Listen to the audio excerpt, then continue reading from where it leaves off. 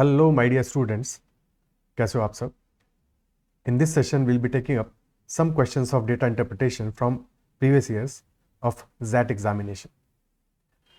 Without much ado start करते हैं session को और क्वेश्चंस में समझते चलेंगे कि किसी क्वेश्चन में क्या हमारा राइट अप्रोच होना चाहिए, कैसे ग्राफ को रीड करेंगे, कैसे क्वेश्चंस को आंसर करेंगे, किस क्वेश्चन को स्किप कर देना चाहिए या लेंदियर होगा, और कौन से क्वेश्चंस ऐसे हैं कि अगर आप पूरा सेट नहीं भी कर रहे हो तो भी एक दो क्वेश्चंस को किए जा सकते हैं अगर टाइम का शॉर्टेज हो एग्जाम में। तो चलिए स्टार्ट करते हैं। फर्स्ट क्वेश्चन लेते हैं।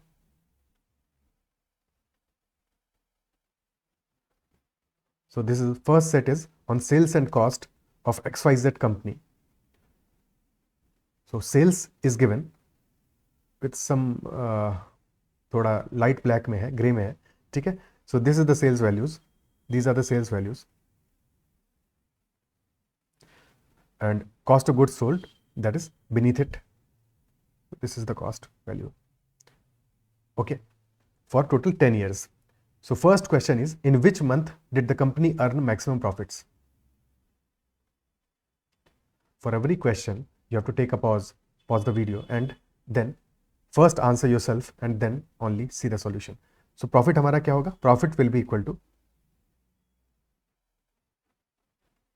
sales minus cost. That will be your profit. Profit को मैक्सिमाइज करना है। प्रॉफिट मैक्सिमम कब होगा? सेल्स का ग्राफ हमारा वैसे तो ऊपर है, कुछ पोर्शन में नीचे है, ठीक है। सो जहां पे हमारा सेल्स माइनस कॉस्ट मैक्सिमम होगा, this value is maximum. If this value is maximum then sales minus cost यानी कि हमारा प्रॉफिट वैल्यू मैक्सिमम, ठीक है। So as we can see यहाँ पे in this portion this is low, here also this is not as high, यहाँ पे तो निगेटिव है यानी कि लॉस हो रहा है, ऑलमोस्ट इक्वल। फिर यहाँ पे प्रॉफिट है बट बहुत ज़्यादा नहीं है, profit but very low profit, again profit but low profit, और यहाँ पे भी मार्जिनल बट लॉस। तो ये दो पोजीशंस तो ऐसी हैं जहाँ पे कि लॉस हो रहा है हमारा 2 ईयर्स के लिए। मैक्सिमम प्रॉफिट पूछ रहा है तो एक प्रोबेबल आंसर हमारा ये दिखता है, बिकॉज यहाँ पे एक अच्छा खासा गैप है और एक यहाँ पे हमें अच्छा खासा गैप दिख रहा है, ठीक है। बट एग्जैक्ट वैल्यूज़ क्या है तो उसके लिए अपन इन वैल्यूज़ को आइडेंटिफाई कर लेते हैं। तो 1800 है वैल्यू कॉस्ट का, 2200 है सेल्स का, यानी कि 400 वैल्यू आ रही है हमारी प्रॉफिट की फॉर ईयर 1। और for this year this value is approximately 1650 के आसपास आ रहा है, and this is approximately 1300। So 350 360 के आसपास की वैल्यू होगी, तो definitely lesser than year 1, so answer will be year 1। Clear? Next question, in which month did the company witness maximum sales growth? किस मंथ में कंपनी ने मैक्सिमम सेल्स ग्रोथ विटनेस किया है? दो चीजें हैं यहाँ पे। कभी क्वेश्चन पूछ सकता है maximum sales growth percentage, but यहाँ पे एब्सोल्यूट टर्म्स में पूछा है, परसेंटेज में नहीं पूछा है। अगर परसेंटेज में पूछेगा तो इनिशियल वैल्यू भी इंपॉर्टेंट होगी, यानी कि उस केस में हमें सेल्स ग्रोथ को बेस वैल्यू भी देखना पड़ेगा कि ग्रोथ तो किया है, चलो ठीक है, बट बेस वैल्यू क्या था, स्टार्टिंग वैल्यू क्या था। अगर स्टार्टिंग वैल्यू कम है तो परसेंटेज ज्यादा बनेगा for the same amount of sales growth, isn't it so. But यहाँ पे सिर्फ एब्सोल्यूट वॉल्यूम पूछा है, तो हमें ये देखना है कि कहाँ पे वैल्यू इंक्रीज की है और कहाँ पे स्टीप इंक्रीज हुआ है, ज्यादा इंक्रीज हुआ है, ठीक है, ज्यादा इंक्रीज हुआ है कहाँ पे। अब सीधी सी बात है कि क्योंकि हम सेम ईयर्स के लिए देख रहे हैं अपना प्रोसेस, मतलब कि same years in the sense कि फर्स्ट से सेकंड, सेकंड से थर्ड, तो जहां पे स्टीप कर्व होगा, कर्व जितना ज्यादा स्टीप होगा वहां पे मैक्सिमम सेल्स ग्रोथ होगा। क्या ये बात समझ में आती है? क्योंकि सिर्फ हमको ग्राफ दिया हुआ है तो इतनी सी बात से हमारा आंसर आ जाएगा। हमको सिर्फ इतना देखना है कि कहां पे सेल्स वाला ग्राफ हमारा बहुत स्टीप है, बहुत स्टीप राइज हो रहा है। तो एज वी कैन ऑब्जर्व कि थर्ड से फोर्थ ईयर वाले केस में the rise is steep, most steep है, ठीक है। फिर यहाँ पे 5 और 6 वाले में भी राइज है, बट बहुत थोड़ा राइज है, और 6 और 7 वाले में भी थोड़ा राइज है, ठीक है। हालांकि 5 से 7 में भी कुछ कंफ्यूज हो सकते हो, बिकॉज वो बीच में 6 छुपा के रखा हुआ है पीछे, ठीक है। So but we definitely know कि 3 से 4 वाले में सबसे तेज राइज है, सबसे ज्यादा राइज है, सबसे स्टीप राइज है। तो definitely maximum sales growth will be in year 4, ठीक है। In which month did the company, sorry month है, in which month did the company witness maximum sales growth? तो मैक्सिमम सेल्स ग्रोथ कब witness किया है? Month 4 में, option E में। Clear है? Next question, next is saying what were average sales and cost figures for XYZ company over the period of 10 months? तो average value यहाँ पे फाइंड आउट करनी है हमको। एक तरीका तो ये है कि सारी की सारी वैल्यूज को हम आइडेंटिफाई करें, उनको सबको ऐड करें, फिर ऐड करके divide by total number of months करें, यानी डिवाइड बाई 10 करें। That is a longer method, not much suitable for the exam, ठीक है, एक और चीज़ ऑब्जर्व करते हैं, ऑप्शंस में देखते हैं वैल्यूज़ क्या क्या आ रही है। नन ऑफ दीज कहीं पे भी गिवन नहीं है, और हमारी जो वैल्यूज़ हैं 18, 19, 19, 19, 1969, 1719, 1619, ठीक है। सो वैल्यूज़ के बीच में अराउंड 40-50 का गैप तो है ही है, मिनिमम 50 का गैप तो है ही है, ठीक है। और यहाँ पे जो है वैल्यूज़ 1751, 1762, 1601, 16, यहाँ पे गैप थोड़ा कम है। ये देखो, ये दोनों भी बड़े क्लोज ऑप्शन है और ये दोनों भी बड़े क्लोज ऑप्शन है। तो हमारे लिए एडवाइजेबल ये होगा ऐसे केस में कि जहाँ पे ऑप्शंस दूर दूर है वहाँ पे हम अपनी वैल्यूज़ को, एवरेज को कैलकुलेट करें। क्या ये बात समझ में आता है? ठीक है, तो हम यहाँ पे सेल्स का एवरेज कैलकुलेट करेंगे, और सेल्स क्योंकि सारी वैल्यूज यूनिक है, दो ऑप्शन में नहीं आ रही हैं, तो एक भी वैल्यू हमारी आ जाएगी तो हमें पता चल जाएगा which is the correct answer. तो क्या ये अप्रोच समझ में आता है कि हम कॉस्ट का एवरेज कैलकुलेट नहीं करेंगे बिकॉज वहां पे ऑप्शंस क्लोज है, और जैसा ग्राफ देख पा रहे होगे हमें बिल्कुल एग्जैक्ट वैल्यू नहीं मिलेगी, ऑलमोस्ट अप्रॉक्सीमेट वैल्यू मिलेगी हर एक जगह पे, ठीक है। सो हम सेल्स के लिए एवरेज कैलकुलेट करेंगे, that is our first approach, ठीक है। दूसरी बात यह है, अब जब एवरेज कैलकुलेट करेंगे तो यहां पे हम सारी वैल्यूज को जोड़ने नहीं बैठेंगे, that is not the right approach. तो हम क्या करेंगे, एक वैल्यू को अपना एवरेज मान लेंगे कि लेट अस अज्यूम कि 2000 इज अवर एवरेज, और फिर उस वैल्यू से हम डेविएशन देखेंगे और सारे डेविएशंस को एडअप करके अपना फाइनल एवरेज निकालेंगे। Is that clear? ठीक है, तो 2000 वाली लाइन से हम डेविएशन देखेंगे कितना ऊपर है अपना पॉइंट या कितना नीचे है पॉइंट, ठीक है। डेविएशन प्लस में है, माइनस में है, क्या वैल्यू है, उन वैल्यूज को लिखते जाएंगे और फिर लास्ट में हम उन वैल्यूज को एडजस्ट करेंगे। Is it clear? ठीक है, स्टार्ट करते हैं। पहली वैल्यू हमारी फर्स्ट मंथ के लिए क्या आ रही है, सेल्स की, सेल्स वाला ग्राफ क्या है जो ग्रीश है, ठीक है। सो 2200 आ रहा है विच इज 2000 से कितना ज्यादा है, 2000 को हमने अपना एज्यूम कर लिया है एवरेज, ठीक है। आगे पूरी लाइन में इसलिए नहीं एक्सटेंड कर रहा हूं बिकॉज एग्जाम में तो स्क्रीन में रहेगा, ठीक है। तो एग्जाम में मैं तो यहाँ पे लाइन एक्सटेंड कर सकता हूँ, तुम कैसे करोगे? तो 2000 से हमें देखना है, कॉशियस रहना है कहीं पे भी, क्योंकि गलती क्या हो सकती है यहाँ पे कि किसी, जब शुरू की वैल्यूज में तो गलती नहीं होगी, बट आगे जब 8th 9th 10th मंथ में जाएंगे तो वहाँ पे जाके ये गलती हो सकता है, 2000 की बजाय 2100 से डिफरेंस ले लिया, 1900 से डिफरेंस। तो इन चीज़ों के लिए कॉशियस रहना है बिकॉज ये गलतियाँ एग्जाम में हो जाती हैं, ठीक है। तो पहले हमारा फर्स्ट ईयर के लिए कितना आ रहा है ग्रोथ, 200 का आ रहा है, 200 ज़्यादा है डेविएशन, 200 ज़्यादा है डेविएशन। और सेकेंड ईयर में -250 है, थर्ड ईयर में 2000 से ये कितना है, 1650 के आसपास है, यानी कि -350 है। फोर्थ ईयर में +250 है, फिफ्थ ईयर में 1600 -400 है, यानी फिर सिक्स ईयर, बार बार बोल रहा हूँ ये मंथ है, मंथ है, खुद को याद दिलाना पड़ेगा मुझे बार बार, मंथ है, ठीक है। सो 1850 के आसपास आ रहा है, यानी -150 के आसपास। Then this is around 2100, around 2100 है, ठीक है। थोड़ा सा वैल्यू ज़्यादा है बट मान लेते हैं 2100 ही है, 2100 यानी कि प्लस का 100 है। फिर ये वैल्यू कितनी है, दिस इज अराउंड 1500 यानी कि माइनस का 500 है। देन वैल्यू है 1700 यानी कि माइनस का 300 है। और फिर है वैल्यू 1650 यानी माइनस का 350 है। अब क्या वैल्यूज कुछ कैंसिल आउट हो सकती हैं यहाँ पे, -250 से +250 कैंसिल आउट हो जाएगा, और तो कुछ भी ज़्यादा कैंसिल आउट होने वाला दिख नहीं रहा है यहाँ पे, ठीक है। सो प्लस में हमारी दो वैल्यूज आ रही हैं, 200 + 100 300 आ गया, और माइनस में आ रहा है 350 + 150 500 हो गया, +400 900 हो गया, 95 1400 हो गया, 143 17 2050, यानी कि माइनस का 2050 है। तो नेट में मामला आया -1750। कितने मंथ्स के लिए, टोटल 10 मंथ्स के लिए, तो डिवाइड बाई 10 कर दिया, यानी कि रफली हमें करना है माइनस का 175। और किस में माइनस करेंगे, 2000 में, because 2000 is our assumed average. 2000 - 175, तो आंसर हमारा आ जाएगा 1825 के आसपास की वैल्यू आएगी, ओके 1825 के आसपास की वैल्यू आएगी, which is option A. Clear है? Option A will be our answer. क्या ये बात समझ में आती है? ठीक है। सो अब हमें सेकंड वैल्यू यानी कि कॉस्ट की वैल्यू चेक करने की जरूरत नहीं है, बिकॉज एक ही ऑप्शन मैच कर रहा है, सो उसके लिए एवरेज नहीं निकालना है। और सोचो हम कॉस्ट के लिए एवरेज निकालते तो प्रॉब्लम होती, बिकॉज वहां पे वैल्यूज ज्यादा क्लोज है। क्लियर है? अप्रोच समझ में आती है? ठीक है। अब सेकंड सेट ऑफ डीआई की तरफ चलते हैं। ये तो हमारा हो गया ग्राफ वाला, ग्राफ बेस्ड डीआई। अब सेकंड टेबल बेस्ड डीआई पे चलते हैं। सो सेकंड इज 5 क्वेश्चंस का सेट है, और क्वेश्चन कह रहा है, in a period from January to March Jamshedpur electronics sold 3150 units of television, having started with a beginning inventory of 2520 units and ending with an inventory of 2880. So what was the value of orders placed rupees in thousands by Jamshedpur Electronics during the 3 months period, and profits are 25% of cost price uniformly? Okay, so समझने की कोशिश करते हैं। सबसे पहले table को समझते हैं। टेबल में क्या वैल्यूज दी है, हमें दिया है एरिया का पर मंथ, हमें वैल्यूज दिया है और मंथ्स हैं जनवरी, फरवरी एंड मार्च।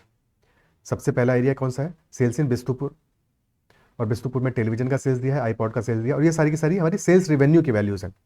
ठीक है, टोटल सेल्स रिवेन्यू की वैल्यूज हैं, और also these values are in rupees thousands, which implies कि जनवरी मंथ में बिस्तुपुर एरिया में टेलीविजन का सेल्स हुआ है 900,000 रुपीज।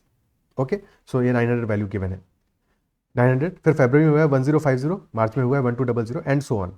सिमिलरली आईपॉड के लिए वैल्यू है, फिर साक्षी एरिया में दिया है, काडमा एरिया में दिया है। ओके, फिर हमें एक फॉर्मूला भी दिया हुआ है कि units ordered is equal to units sold plus ending inventory minus beginning inventory.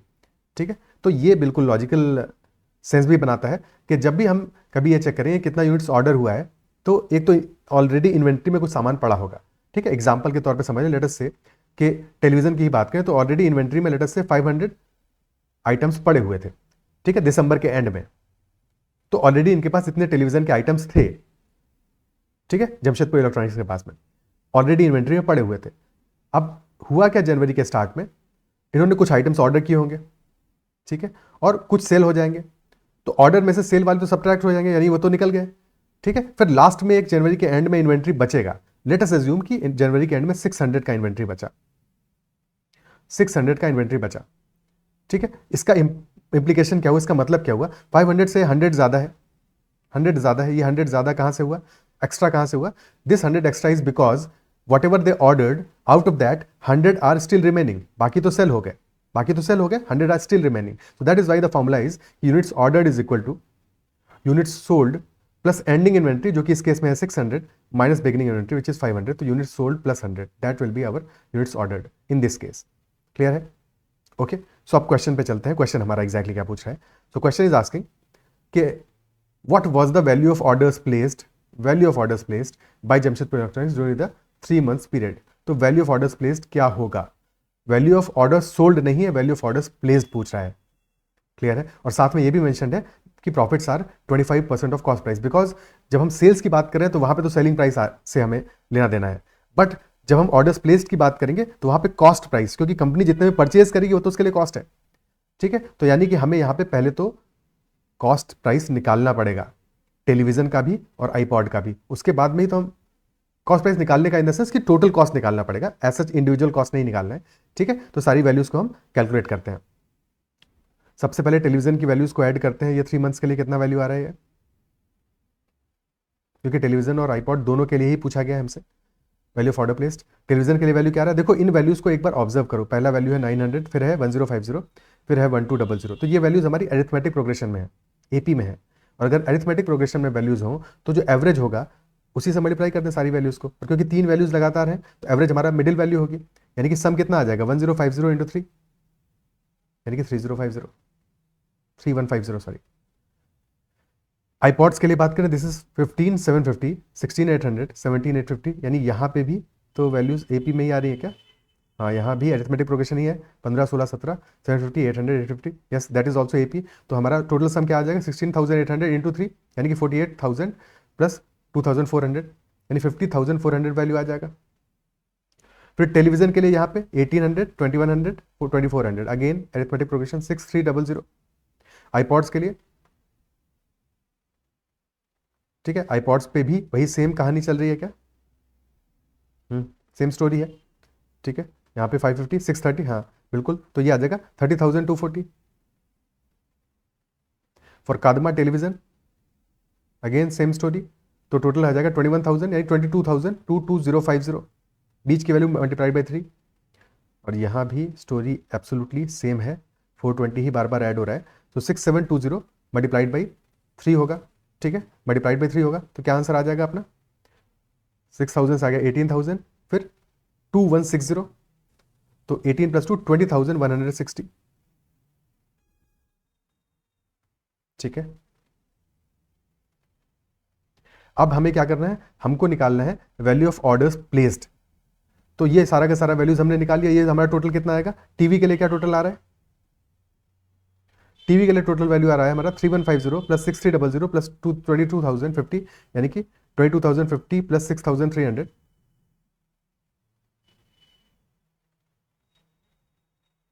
Plus 3150, ये वैल्यू कितना हुआ 22 प्लस 6 28 प्लस 3 31,500। और आईपॉड्स के लिए वैल्यू क्या आएगा 50,400 प्लस 30,240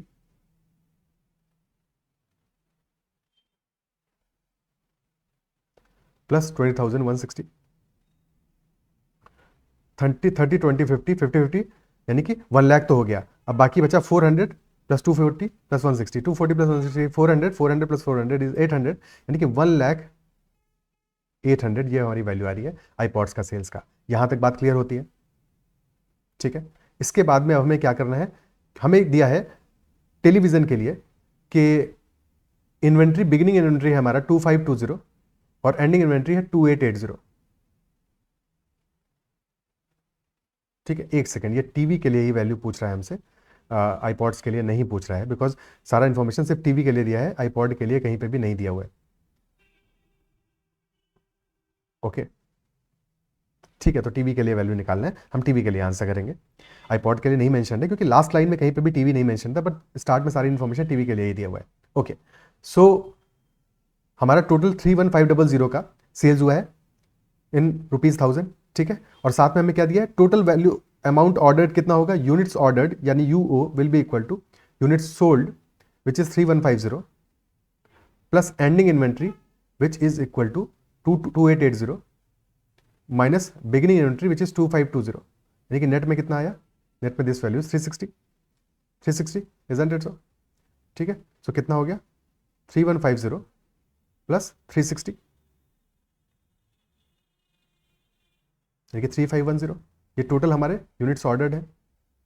ओके, हमें सबसे पहले क्या निकालना पड़ेगा, कॉस्ट प्राइस यानी कि रिवेन्यू कितना हुआ है पर यूनिट, रिवेन्यू कितना हुआ है, ठीक है। सो प्रॉफिट है हमारे 25% ऑफ कॉस्ट प्राइस 3150 इतना अमाउंट का सेल्स हुआ है, और सेल कितना किया है, यूनिट सोल्ड है हमारी 3150, ठीक है। तो यानी कि selling price of a TV will be equal to 31500 divide by 3150 यानी कि 10, ये 1000 में वैल्यू है, ये ध्यान रखना है, ठीक है। सो दिस इज 10,000, उसकी जरूरत नहीं है बट ये पता होना चाहिए, ठीक है। तो 10,000 वैल्यू है सेलिंग प्राइस का। कॉस्ट प्राइस क्या होगा, क्योंकि 25% है प्रॉफिट हमारा, प्रॉफिट 25% है, 25% मतलब कितना हुआ है 1/4, यानी कि अगर 4 रुपीज हमारा सीपी है तो प्रॉफिट होगा 1, सेलिंग प्राइस होगा 5, और 5 की वैल्यू हमें गिवन है 10, तो सीपी कितना आ जाएगा, CP will be equal to 4/5 यानी कि 8,000, ठीक है, 8,000 पर यूनिट। और टोटल नंबर ऑफ यूनिट्स कितनी है हमारी 31,500, तो आंसर आ जाएगा total value of order placed will be equal to 8,000 into 315, क्या कर रहा हूं मैं, यूनिट्स ऑर्डर्ड कितनी है 3510 है, 3510 है, ठीक है। सो यहां पे 8 इंटू 3510 आएगा आंसर,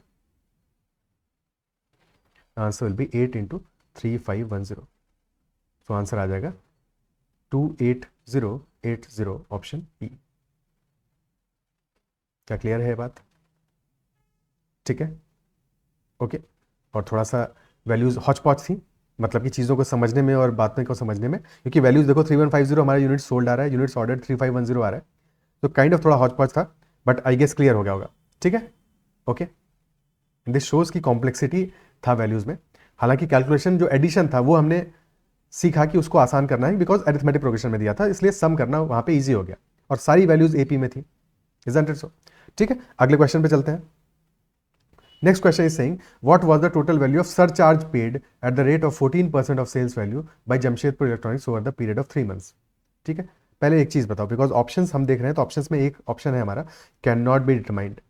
थिंक अबाउट इट कि क्या इसका आंसर हम डिटरमाइन कर सकते हैं कि नहीं कर सकते हैं, that is first thing, think about it.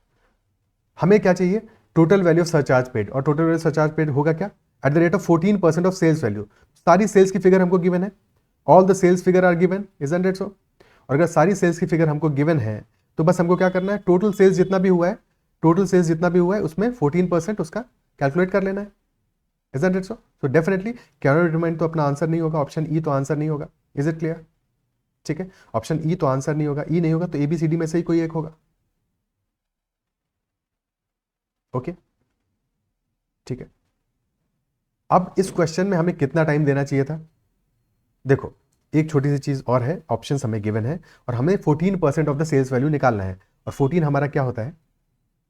14 होता है 7 इंटू 2। और 14 हम मल्टीप्लाई कर रहे हैं, डिवाइड तो नहीं कर रहे हैं ना। तो अगर हम मल्टीप्लाई करने वाले हैं 7 इंटू 2 को और डिवाइड बाई 100 करेंगे, तो एक बात बताओ कि जो भी हमारे आंसर ऑप्शंस हैं, ठीक है, क्योंकि ये डेफिनेट ऑप्शंस हैं और ये अप्रॉक्सीमेट ऑप्शंस तो नहीं है, तो अगर ये डेफिनेट ऑप्शंस हैं तो हमारा जो आंसर ऑप्शन है वो 7 का मल्टीपल तो होना चाहिए ना। That should be a multiple of 7, isn't it so? तो instead of calculating all the values, हम चेक कर लेते हैं कि कोई ऑप्शन ऐसा है क्या जो 7 का मल्टीपल है, या एक से ज़्यादा ऑप्शन होंगे तो फिर तो चेक करना ही पड़ेगा, मतलब सॉल्व करना ही पड़ेगा। फिर चेक कर लेते हैं एक बार पहले। So first option is 18522। 14 से अगर इसको चेक करें तो क्या वैल्यू आएगा अपना? दिस विल बी 14 से 2 टाइम्स आएगा, 7 2 14, फिर बचा 45, 7 6 42, 32, 7 4 28, 42। तो yes, this is divisible by 7, divisible by 7 है। नेक्स्ट वैल्यू, नेक्स्ट वैल्यू क्या आ रहा है? 18548। 7 से करेंगे, देखो 526 से 22 से 26 ही ज़्यादा है, तो ये तो हो ही नहीं सकता मल्टीपल, डेफिनेट है। ओके, अब देखो ज़्यादा दिमाग नहीं लगाना है, कोई ऐसा नहीं सोचेगा कि 14 से हम मल्टीप्लाई कर रहे हैं तो हमारा आंसर इवन ही आना चाहिए। ये ज़रूरी नहीं है। ये इसलिए ज़रूरी नहीं है बिकॉज 14% निकाल रहे हैं, यानी कि हम 14 बाई 100 कर रहे हैं, इंटू 14 बाई 100 कर रहे हैं, which will be basically into 7 by 50। Clear है? ठीक है, तो ऐसा कोई जरूरी नहीं, अगर 50 का ऑड मल्टीपल हुआ हमारा टोटल सेल्स वैल्यू तो हमारा आंसर ऑड आएगा, इवन नहीं आएगा। Is it clear?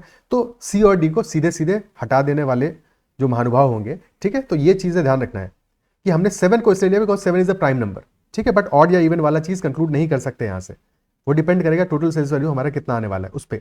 ठीक है, तो सी और डी को भी चेक करना पड़ेगा। सी के बारे में चेक करें तो 18 425 है, ये वैल्यू क्या होगा? 7 का मल्टीपल होगा कि नहीं होगा? 7 से 14, 7 2 14, बचा 44, 7 6 42, फिर बचा 22, 21, 15, तो नहीं है मल्टीपल। और इसका अगला कितना है? 60 ज़्यादा है, तो जब 60 ज़्यादा है, ठीक है, इसमें हमारा 1 रिमाइंडर बच रहा है, 1 रिमाइंडर बच रहा है, इज़न्ट इट सो? तो यानी कि अगला 61 ज़्यादा है, नॉट अ मल्टीपल, 61 मल्टीपल होता नहीं है 7 का, तो इसको अलग से चेक करने की ज़रूरत नहीं है। क्लियर है? ठीक है, अलग से चेक करने की जरूरत नहीं है, यानी कि हमारा सिर्फ एक ही आंसर ऑप्शन ऐसा है जो कि 7 का मल्टीपल है, तो डेफिनेटली वही हमारा आंसर होने वाला है, वही हमारा आंसर होगा। तो we will tick option A for sure, we are certain about it. ठीक है, तुक्का नहीं है, पहले हमने देखा can not be determined answer होगा कि नहीं होगा, नहीं हो सकता, फिर बाकी ऑप्शन को चेक कर लिया। Is it clear? ठीक है, लेकिन अभी हम इसको सॉल्व करते हैं, इसको सॉल्व करेंगे। ठीक है, आंसर पता चल गया हमको, बट इसको सॉल्व करेंगे। और हमें क्या सॉल्व करने के लिए करना, सारी टोटल सेल्स वैल्यू निकालनी है। तो पहले वाले से सारी वैल्यूज को ले लेते हैं। तो हमारा टोटल सेल्स हो कितना रहा है? ये हो रहा है 53,150। टीवी के लिए कितना हो रहा है? क्योंकि एक एक करके वैल्यूज को ऐड करेंगे। टीवी के लिए वैल्यूज हम ऐड कर चुके हैं, दैट इज 31500, 31500। और आईपॉड्स के लिए हो रहा है 100,800। तो टोटल आ गया हमारा 132,300, ये तो वैल्यू आया। ठीक है, और इसका 14% निकालना है, यानी इंटू 14 बाई 100 कर दिया, 2 जीरो से 2 जीरो गया। ठीक है, 14 3 42, लास्ट में आ गया 2, तो यहाँ पे भी क्वेश्चन खत्म हो गया। ठीक है, यूनिट डिजिट मिल गया, लेकिन फिर भी आगे जाएंगे। ठीक है, 4 बचा, 14 2 28, 4 32, 2 आया, 3 बचा, 43 42, 3 45, 5 आया, 4 बचा, 14 + 4 18, 522, this will be our answer. Clear? ठीक है, तो एग्जाम में हम क्या अप्रोच निकालेंगे, और देखो इसलिए हमने फाइनली कैलकुलेट की पूरी वैल्यू, बिकॉज ऐसा जरूरी नहीं था, हो सकता है एग्जाम में 2 ऑप्शन हमारे ऐसे होते जो 7 के मल्टीपल होते, ऐसा भी पॉसिबल है। ठीक है, और बहुत ज़्यादा टाइम नहीं लगाना है इसमें, इसीलिए हमने जितना शॉर्ट हो सके उतने शॉर्ट में इन ऑप्शन को चेक किया है। Next question, 10% off sales price of iPods and 20% off sales price of television contribute to the profit of Jamshedpur Electronics. How much profit did the company earn in the month of January from Bistupur and Kadama? तो बिस्तुपुर और कादमा से जनवरी month में कितना profit company ने earn किया होगा, जबकि हमें जो वैल्यूज गिवन है वो गिवन है। ठीक है, सो जनवरी मंथ में 900 का टेलीविजन का सेल हुआ है, 1800 का कादमा के लिए 6000 का सेल्स हुआ है। ठीक है, 900 और 6000 इतना सेल्स हुआ है हमारा जनवरी मंथ के लिए, बिस्तुपुर प्लस कादमा के लिए। टीवी का टोटल सेल कितना हो गया? 7200। और आईपॉड का कितना होगा? सिर्फ जनवरी मंथ की हम बात कर रहे हैं। ठीक है, आईपॉड का होगा 15750 प्लस 6000, यानी कि 15/6 = 21 और 22050 ये वैल्यू है। और टीवी पे हमारा 10%, टीवी पे 20% का प्रॉफिट है और आईपॉड पे 10% का प्रॉफिट है। ठीक है, और कितने का? 10% ऑफ सेल्स प्राइस है। सेल्स प्राइस के हिसाब से कैलकुलेट करें, ये भी ध्यान देना क्योंकि सेल्स प्राइस का है, कॉस्ट प्राइस का है। तो 20% का प्रॉफिट हमारा टीवी पे हो रहा है, यानी कि टीवी पे प्रॉफिट कितना हो जाएगा? Profit on TV will B 7200 divide by 5, यानी कि 1440। और प्रॉफिट ऑन आईपॉड कितना होगा? दैट विल बी 10%, यानी 1/10, सो 2205। टोटल सम कितना आया? 3645, ऑप्शन बी। क्लियर? ठीक है, next question. Next question is saying, in the period from January to March, consider the Jamshedpur Electronics ordered 7560 units of iPods for all three areas put together। यानी कि total order कितना किया है इन्होंने? 7560 units का total order place किया है। Total units ordered का वैल्यू हमें गिवन है। What was unit sales price of iPod during the period. और एंडिंग इन्वेंट्री दी है हमको, बिगिनिंग इन्वेंट्री दी है, यानी कि यूनिट्स ऑर्डर्ड की वैल्यू दी है। यूनिट्स सोल्ड पहले निकालना पड़ेगा इससे। Units ordered is equal to units sold plus ending inventory minus beginning inventory. और यूनिट्स ऑर्डर्ड है हमारा 7560, तो that will be equal to units sold plus ending inventory कितना दिया है? Ending inventory is 6120 minus 5760। सो ये डिफरेंस कितना आ रहा है? ये डिफरेंस आ रहा है 360 का। So units sold will be equal to 7560 minus 360 which is 7200। ठीक है, 7200 हमारा यूनिट सोल्ड आ गया। Is it clear? और टोटल सेल्स वैल्यू हम ऑलरेडी निकाल चुके हैं। कितना आया था? टोटल सेल्स वैल्यू कितना आया था आईपॉड्स का? 100800।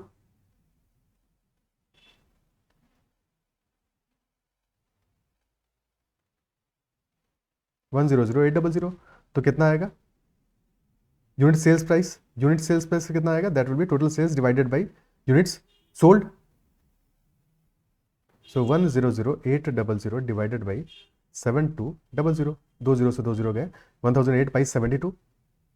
और 72 से कितना है? 720, 10 टाइम्स हुआ 720, बचा 288, यानी कि 10 टाइम्स हुआ है 720 और 4 टाइम्स होगा, सब 288, यानी कि 10 + 4 14 हमारा आंसर आ जाएगा, ऑप्शन सी। क्लियर है? ठीक है, so unit sales price will be option C, 14 rupees. Next question. For Jamshedpur Electronics, beginning inventory was 720 for television and 1800 for iPods, and ending inventory was 840 for television and 1920 for iPods in the month of January. So how much units of television and iPod did Jamshedpur Electronics order for the month of January? और additional data हमको given है। In the month of February 1050 units of television and 2400 units of iPod were sold in all 3 areas put together. अब यहाँ पे देखो एक चीज समझनी है कि एडिशनल डेटा हमको दिया क्यों है। क्वेश्चन क्या पूछ रहा है? How many units were ordered for the month of January. ठीक है, जनवरी का हमें बिगिनिंग डेटा दे दिया है, एंडिंग डेटा दे दिया है। ठीक है, और यूनिट्स ऑर्डर निकालने के लिए हमें और क्या चाहिए? यूनिट्स सोल्ड चाहिए।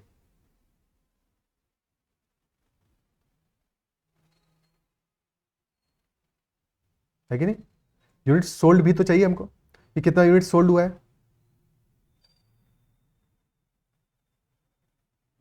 ओके, क्या करेंगे? क्या करना पड़ेगा? क्योंकि एक्चुअल में इस क्वेश्चन में प्रॉब्लम क्या आ जाएगा कि अब यूनिट सोल्ड हम कैसे निकालेंगे यहाँ पे, क्योंकि हमें तो टोटल सेल्स वैल्यू दिया हुआ है। हाँ, फरवरी के लिए हमको यूनिट सोल्ड दिया हुआ है, और क्यों दिया हुआ है? इसलिए दिया हुआ है कि अगर फरवरी का यूनिट सोल्ड को हम यूज करेंगे तो उसको यूज करके we can identify unit sales price. यहां से हमें यूनिट सेल्स प्राइस मिल जाएगा टीवी का और आईपॉड का। ठीक है, अब कोई स्टूडेंट कह सकता है कि सर ऑलरेडी हम यूनिट सेल्स प्राइस निकाल नहीं चुके हैं, पिछले क्वेश्चन में निकाला हमने यूनिट सेल्स प्राइस अपना आईपॉड का, और इससे पीछे वाले एक क्वेश्चन में, हाँ फर्स्ट वाले क्वेश्चन में ही निकाला था हमने यूनिट सेल्स प्राइस। किसका सेल्स प्राइस निकाला था हमने? टीवी का। Isn't it so? ठीक है, टोटल सेल्स प्राइस निकाला तो यूनिट सेल्स प्राइस भी निकल जाएगा। ठीक है, हाँ निकाला हुआ है 10,000, तो दोनों वैल्यूज हम ऑलरेडी निकाल चुके हैं। कोई स्टूडेंट ऐसा पूछ सकता है, बट प्रॉब्लम ये है कि ये जो डेटा हमें गिवन है, देखो डेटा सेपरेट गिवन है और हर क्वेश्चन अपने आप में एक इंडिविजुअल क्वेश्चन है। ठीक है, तो ये पॉसिबल है कि हमारा अभी भी यूनिट सेल्स प्राइस टीवी और आईपॉड का सेम ही आए जो पीछे वाले क्वेश्चन में आया है, पर क्वेश्चन में ये कहीं नहीं कहा गया है in this question that we have to use the data given in those questions. So this is a separate question. ठीक है, एग्जाम में ये चीज ध्यान रखना है कि ऐसा हो सकता है कि इस क्वेश्चन में यूनिट सेल्स प्राइस टीवी का डिफरेंट आए और आईपॉड का डिफरेंट आए। As compare to question number 1 and question number 4। क्या ये बात समझ में आती है? ठीक है, तो प्रेज्यूम नहीं करना है हमको ये बात कि यहां पे भी वही सेम वैल्यूज आएंगी, आ सकती हैं, इट इज पॉसिबल कि सेम आए, ठीक है, बट एडिशनल डेटा देने का सिर्फ और सिर्फ रीजन यही है कि यहां पे हमें सेपरेटली कैलकुलेट करना है। क्लियर है? ओके, ठीक है। तो फॉर एग्जांपल हमें एडिशनल डेटा अगर इसका बजाय इसका मल्टीपल दे दिया होता है, यानी 2100 दे दिया होता, 4800 दे दिया होता, तो फिर हमारा आंसर बदल जाता है यूनिट सेल्स प्राइस का। ठीक है, और क्योंकि ये इंडिविजुअल क्वेश्चन है तो ऐसा एग्जामिनर बिल्कुल कर सकता है, उसकी मर्जी है, तो हमें यहाँ पे सेपरेटली कैलकुलेट करना पड़ेगा। यहाँ तक बात समझ में आनी चाहिए। अब कैलकुलेट करने के लिए फरवरी का डेटा इसलिए दिया है क्योंकि फरवरी में हमें स्ट्रेट अवे टोटल सेल्स का वैल्यू भी निकाल लेंगे और यूनिट्स के बारे में बताया हुआ है, तो डिवाइड करके अपना यूनिट सेल्स प्राइस आ जाएगा। ठीक है, फरवरी में टेलीविजन कितना सेल हुआ है? 1050, 2100 और 7350। 7350 में हम 1050 को ऐड करेंगे, सो ये आ जाएगा कितना? 8400, और फिर 2100 ऐड करेंगे, तो यानी कि 10,500 का हमारा टेलीविजन का सेल्स हुआ है फरवरी में। ओके, और ये वैल्यू में है और टोटल यूनिट में है 1050, तो डिवाइड बाई 1050 करेंगे, सीधा सीधा दिख रहा है कि 10 रुपीज ही 10,000 रुपीज आ रहा है। ठीक है, 10,000 आ रहा है टीवी का सेल्स प्राइस। और यही बात अगर हम करें आईपॉड के लिए तो क्या आएगा वैल्यू? सम कितना आ रहा है? 16,800 प्लस 10,080 प्लस 6,720, तो 10 प्लस 6 16 और 80 प्लस 720, 16,800 ये भी है, 16,800 ये भी है, यानी कि टोटल आ गया 33,600, और डिवाइड बाई करना है 2400, 2 जीरो से 2 जीरो गए। ठीक है, और ये भी वैल्यू हमारा 14 ही आ रहा है। तो वैल्यू सेम आ रही है जैसी पीछे आई है, बट इस क्वेश्चन में इंफॉर्मेशन सेपरेटली दिया है और ये एक इंडिविजुअल क्वेश्चन है, कहीं पे भी पूरा जनरल डेटा हमको नहीं दिया था सिवाय इस टेबल के, और इस टेबल में कहीं पे भी यूनिट प्राइस मेंशन नहीं है। तो क्या ये बात समझ में आती है कि यहाँ पे हमें सेपरेटली कैलकुलेट करना पड़ेगा? ठीक है, उतनी मेहनत करनी पड़ेगी, कोई चॉइस नहीं है हमारे पास, क्योंकि डिफरेंट वैल्यूज आ सकती हैं। ओके, ठीक है, अब हम बात करते हैं अपने जनवरी मंथ की। तो जनवरी बिगनिंग का डेटा है हमारा, बिगनिंग इन्वेंट्री हमारा 720 और ये टीवी के लिए, और एंडिंग इन्वेंट्री है 840 का। तो जनवरी में सबसे पहले तो ये पता लगा है कि टोटल हमारा सेल्स कितना हुआ है। जनवरी में है 900 प्लस 1800 प्लस 6300, तो 6300 प्लस 1800 कितना आ जाएगा? 8100 प्लस 900 यानी कि 9000। सो टीवी का सेल्स हुआ है 9000 का, और टीवी का पर यूनिट कॉस्ट कितना है? 10,000 है, 9,000 है ये। ठीक है, सो 9,000 डिवाइडेड बाई 10 करेंगे, यानी कि 900 यूनिट सेल हुआ है, unit sold off TV. Similarly iPod के लिए बात करेंगे तो आईपॉड्स के लिए कितना सेल हुआ है? 15,750, 9,450 एंड 6,300। ठीक है, तसल्ली से आराम से करना है, बिकॉज क्वेश्चन में ऐसी वैल्यूज हैं जो कि कंफ्यूज करेंगी। ठीक है, तो टाइम लेना है, कोई दिक्कत नहीं है। कोशिश हमारा ये होना चाहिए स्टार्ट में, क्योंकि अभी हम सीख रहे हैं चीज़ों को। ठीक है, और हर एक सेशन के साथ में चीज़ों को इंप्रूव करते जाएंगे कि गलतियां नहीं करनी है, थोड़ा टाइम लेना है, कोई दिक्कत नहीं है। कैलकुलेशन को कैसे हमें स्मार्टली करना है ये भी सीखना है। ठीक है, छोटी छोटी बातें हैं, इसीलिए जैसे मान लो कि हमें 15,750 में 9450 ऐड करना है, तो 15 9 कितना हुआ? 24 हुआ, 24,000 हुआ, और फिर 750 प्लस 450 कितना होगा? 1200, तो 25,200 हो गया। ठीक है, 25,200 प्लस 6,300 यानी कि 31,500 वैल्यू आ गई। अगर ये वैल्यू ऑलरेडी हम पीछे निकाल चुके हैं, शायद निकाला भी है जनवरी के लिए, तो अगर निकाल चुके हैं तो वहां से सीधे सीधे ले लेंगे। ठीक है, और हमें पता है आईपॉड का पर यूनिट प्राइस कितना है? 14 डिवाइड बाई 14 करेंगे, 7 से काटो इसको, कितना आएगा? 7 4 28, तो 4500 बाई 2 यानी कि 2250 unit sold off iPods, okay. तो यूनिट्स ऑर्डर्ड कितना होगा? यूनिट्स ऑर्डर्ड होगा unit sold plus ending minus beginning, ending unitary minus beginning unitary. TV के लिए क्या है? 840 माइनस 720 यानी कि 120 होगा, तो 900 प्लस 120 यानी कि 1020, तो ऑप्शन डी ई तो आंसर नहीं है। ठीक है, और आईपॉड के लिए क्या होगा? एंडिंग माइनस बिगनिंग यानी कि 1920 माइनस 1800 विच इज प्लस का 120, यहाँ पे भी होगा, तो 2250 प्लस 120 यानी कि 2370, तो आंसर हमारा ऑप्शन बी आ जाएगा। Option B will be our answer. क्या ये बात समझ में आती है?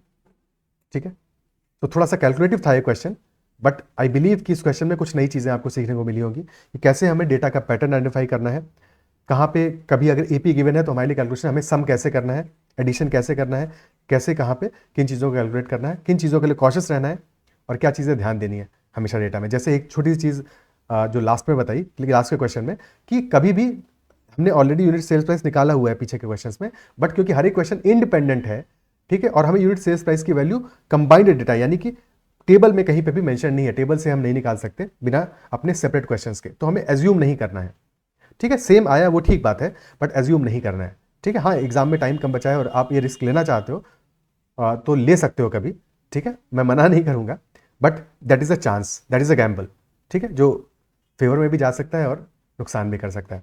So that's all for this session. I believe कि सेशन में जो भी हमने क्वेश्चन डिस्कस किए आपको समझ में आएंगे, जो भी कॉन्सेप्ट डिस्कस किए वो भी क्लियर हुए होंगे, और अगर कहीं पर भी डाउट रहता है तो you can always comment and I will try कि मैं अपना बेस्ट करूं कि आपको वो डाउट क्लियर हो सके, ठीक है, और वही कोशिश किया है सेशन में भी। सो अगर सेशन पसंद आया तो उसको लाइक करना है, अगर चैनल को सब्सक्राइब नहीं किया तो जरूर कर लीजिएगा, और ऐसे सेशन हम लाते रहेंगे। आज मैं डिसीजन मेकिंग के और 1-2 सेशंस अपलोड करूंगा, और क्वांट के सेशंस कल से स्टार्ट करेंगे। That's all for this session, bye bye, take care.